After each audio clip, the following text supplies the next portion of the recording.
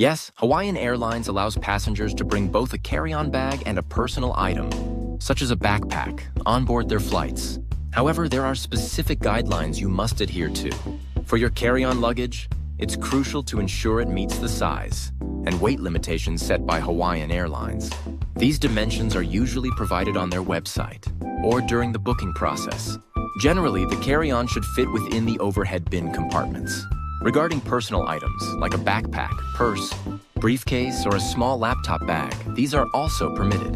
The key requirement for personal items is that they must be able to be stowed securely under the seat in front of you.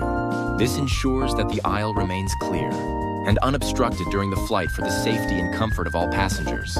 Always double-check the latest baggage policies on the Hawaiian Airlines website before your flight, as these regulations can sometimes change.